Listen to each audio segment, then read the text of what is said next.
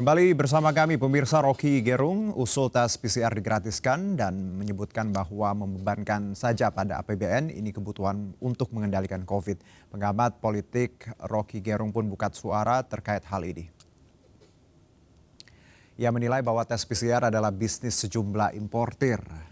Kita tahu dari awal PCR ini bisnis sebagai bisnis yaitu monopolistik, karena itu tidak dibuka untuk umum, bahkan ada sembunyi-sembunyi. Karena itu kita harus curiga bahwa PCR ini adalah permainan beberapa importir saja. Menurut Rocky, importir ini berkaitan dengan sejumlah elit politik. Anggota Komisi 9 DPR dari fraksi Partai Keadilan Sejahtera Alifuddin meminta ketegasan pemerintah untuk menindak laboratorium yang mematok harga tinggi tes PCR. Menurutnya pemerintah juga harus memeriksa semua laboratorium agar waktu keluar hasil tes disamaratakan sehingga tak ada lagi kelas ekonomi ataupun ekspres. Kami berharap setelah reses akan meminta pimpinan Komisi 9 untuk memanggil pihak terkait bahwa pandemi tidak dijadikan ladang bisnis pihak tertentu.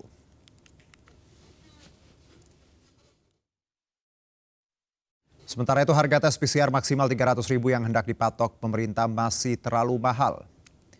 Ini disebutkan Neti, harga tes PCR dapat ditekan lagi sebagaimana di India yang ada di harga di bawah Rp100.000. Harga Rp300.000 masih dianggap tinggi dan memberatkan, dan jika tidak ada kepentingan bisnis harusnya bisa lebih murah lagi. Ya, lonjakan infeksi COVID-19 telah mencapai titik baru. Kali ini negeri singa atau Singapura mencatat 5.000 kasus tambahan untuk pertama kalinya pada 27 Oktober. Dalam situs resmi Kementerian Kesehatan, kemarin ada 5.324 kasus baru dengan tambahan 10 kematian. Dan ini merupakan rekor sejak gelombang baru COVID-19 menyerang negeri itu di akhir Agustus 2021. Dengan tambahan ini, Singapura mencatat total 184.419 kasus COVID-19 sejak pandemi menyerang di 2020. Total kematian warga kini 349 orang dan kenaikan ini tidak biasa. Pasalnya angka kasus ini juga naik signifikan dibandingkan Selasa, di mana Singapura mencatat 3.277 kasus. Lonjakan kasus COVID-19 kali ini juga disumbangkan oleh klaster baru dan COVID menyerang rumah sakit jiwa di negeri itu dan menyebabkan 108 pasien rawat inap dan 8 staf terinfeksi di Institute of Mental Health. Meski begitu, kebanyakan kasus di Singapura adalah gejala ringan dan tanpa gejala karena vaksinasi di negeri itu tercatat 84%.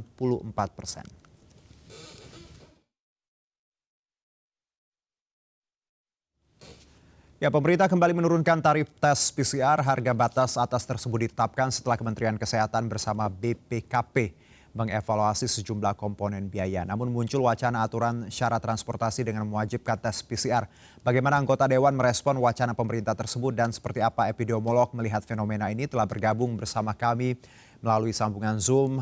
Ada Bapak Alifuddin, anggota Komisi 9 DPR RI, fraksi PKS. Assalamualaikum Pak Alif. Waalaikumsalam warahmatullahi wabarakatuh. Baik, serta ada Bapak Windu Purnomo, epidemiolog UNER. Selamat sore, Assalamualaikum Pak Windu. Sore, Waalaikumsalam Mas Juno. Baik, saya ke Pak Alif dulu. Bagaimana DPR merespon terkait harga PCR yang baru saja diturunkan ini? Bismillahirrahmanirrahim. Ya. Kami sangat senang ya dengan adanya respon Halo. PCR yang turun ya. Namun demikian ya, kalau diberlakukan untuk semua transportasi, karena ada transportasi yang murah ya.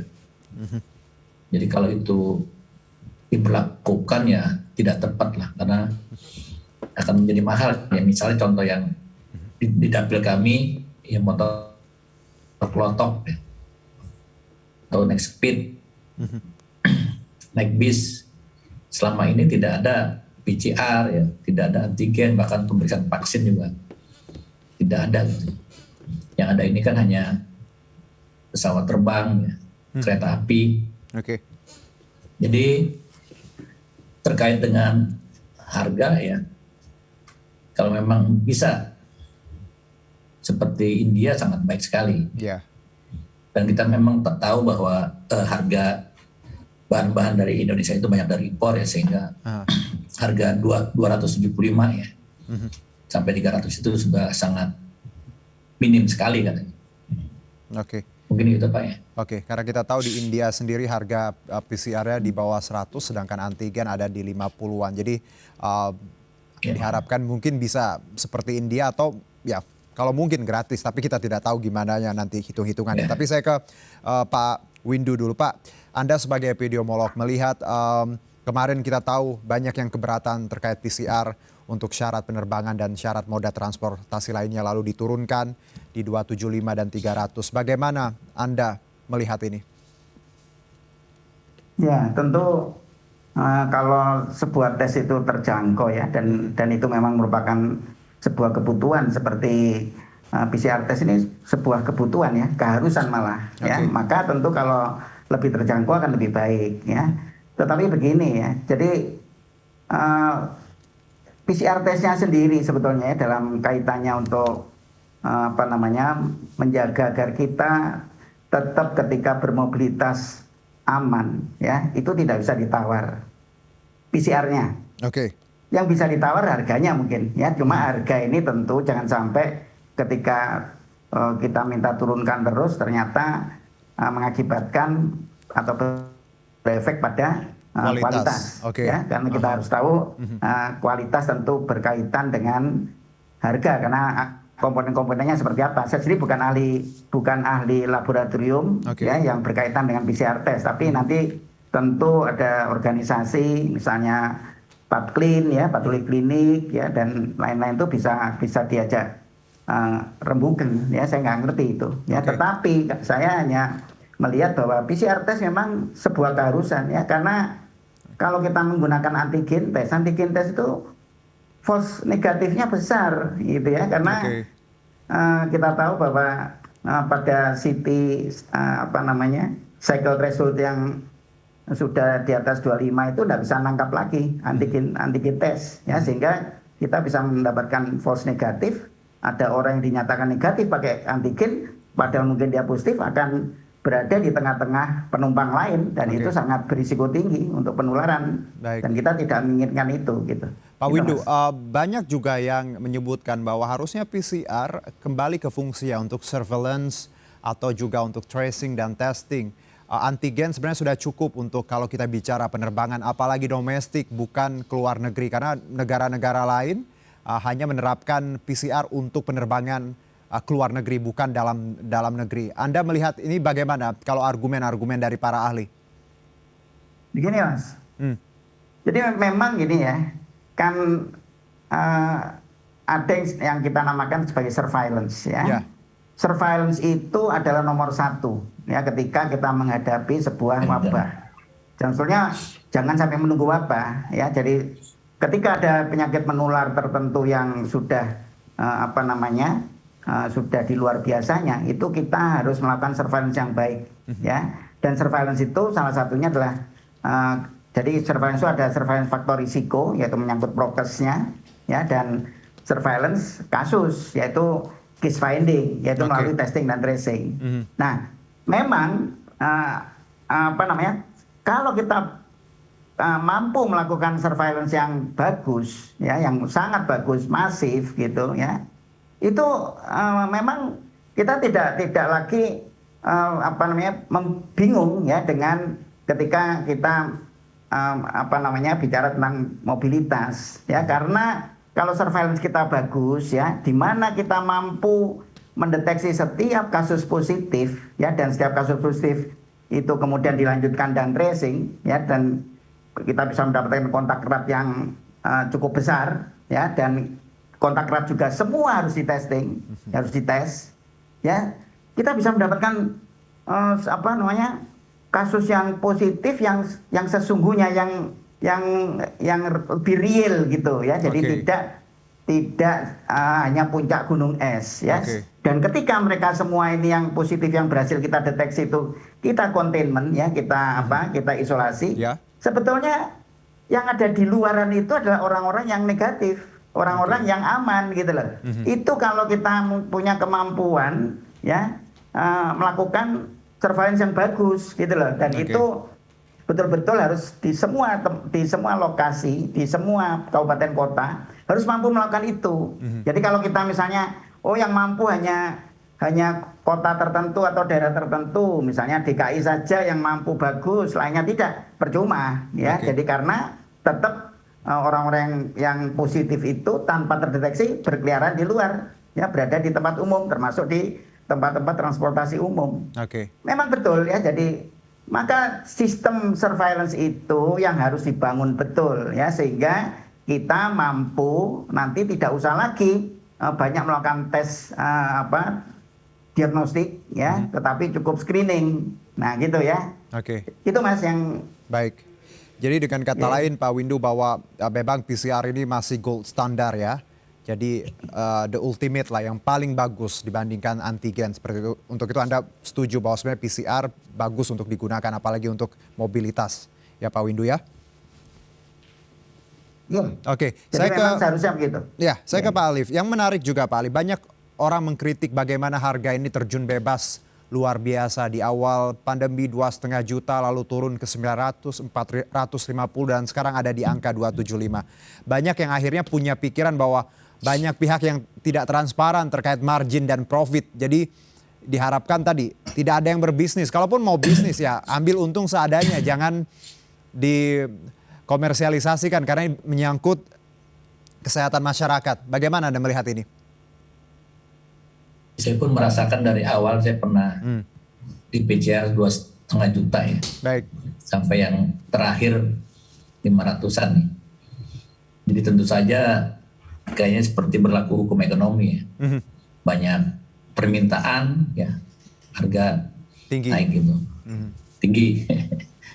Jadi kita harapkan karena di sini menyangkut kesehatannya, jangan ada yang berbisnis dalam hal ini. Nah, disinilah peran pemerintah ya, ingin melakukan intervensi. Jadi kami sebagai anggota DPR RI yang selalu menerima aspirasi masyarakat ya, tentu saja masyarakat bicaranya inginnya gratis gitu ya, gratis ya. Iya, bisa nggak? Kalau sampai gratis tentu saja harus ada subsidi berarti, subsidi PCR ya. Bagaimana juga pengusaha tidak dirugikan juga ya. Bisa saja harga seperti India ya, selisihnya disitulah subsidi pemerintah ya. Ya tentu saja yang kami menginginkan ya bagaimana tadi ahlinya Pak Windu Purnomo ya, karena memang PCR di sinilah yang sebagai salah satu alat ya yang bisa mendeteksi yang paling akurat lah. Jadi seperti kami sendiri kalau mau pulang ke rumah dari luar kota, alangkah lebih nyaman, lebih bahagia kalau sudah PCR. Karena istilahnya kita masuk ke rumah sendiri, ketemu orang tua, kita sudah merasa sehat gitu ya. Ada kepercayaan. Baik. Kalau kita bicara juga, Pak Alif, kita tahu bahwa PCR ini juga wacananya untuk semua moda transportasi, mengingat kita tahu jelang Nataru ya, Natalan, liburan tahun baru, banyak mobilitas warga yang diperkirakan akan bergerak seperti itu. Anda melihat wacana ini, apakah tepat di saat seperti ini? Jadi kalau saya sih mengimbau kepada masyarakat ya bagus sih nggak usah pulang kampung aja. Gitu. Ya bagus kita bertahan dulu lah, sebagaimana kami yang pada saat Lebaran kemarin kan disuruh diam di rumah masing-masing ya, tidak melakukan perjalanan. Itu saya pandang lebih baik gitu lah. Karena sebenarnya kita juga walaupun angka landai ya itu bukan jaminan bahwa tidak ada gelombang ketiga ya Pak. Jadi memang sebaiknya kalau tidak terlalu perlu mending di rumah saja. Gitu. Baik, Pak Windu, Anda melihat gelombang ketiga, kita tahu ini juga kaitan dengan Nataru dan perkiraan banyak pihak bahwa mobilitas akan sangat tinggi. Bagaimana pemerintah harus menyikapi agar tetap menjaga kondisi yang kondusif ini selain tadi menerapkan PCR untuk seluruh moda transportasi? Ada hal lain yang bisa kita lakukan agar masyarakat tetap patuh? Jadi kan ini akhir tahun ini sebenarnya ujian ya. Ini batu ujian buat Indonesia ya, karena Indonesia sampai hari ini sudah mampu membuat bahwa COVID-19 ini sudah kecil ya, meskipun belum zero ya kan, dan itu kalau untuk zero kita masih butuh waktu lama lah ya, tetapi kita sudah betul-betul rendah ya. Kasus di rumah sakit kita lihat aja, banyak rumah sakit sudah zero, kosong ya, tidak ada bed yang digunakan. Beberapa rumah sakit memang ada tapi bornya sangat rendah untuk COVID ya. Jadi itu adalah menunjukkan bahwa saat ini kondisi relatif lebih aman ya.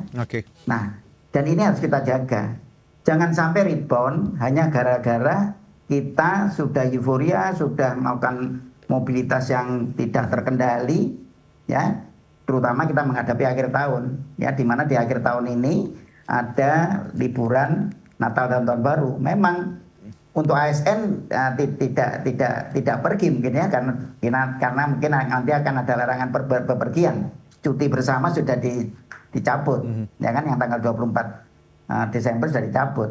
Tetapi swasta dan wira swasta, para masyarakat kan pegawai negeri itu kan hanya 4% saja dari jumlah penduduk. Ya kan? Nah, yang 96% masih bisa bepergian.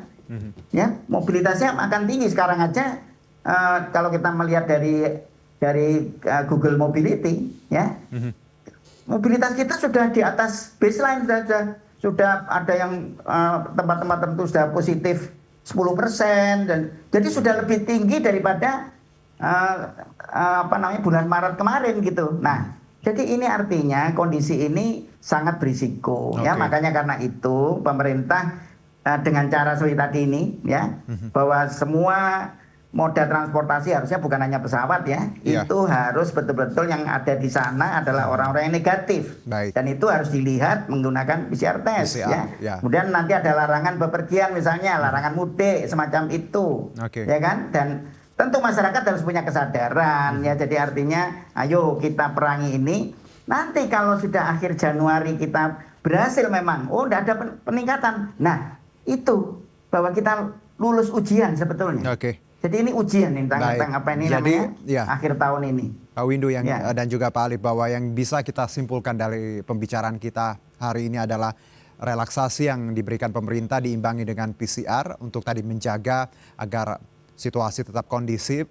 Namun ingat bahwa harganya juga jangan dijadikan bisnis ya Pak ya, karena kita ingin masyarakat ya punya win-win solution lah, tapi tetap tadi untuk menjaga kondisi yang landai seperti ini. Pak Alif, terima kasih. Pak Windu, terima kasih. Salam sehat.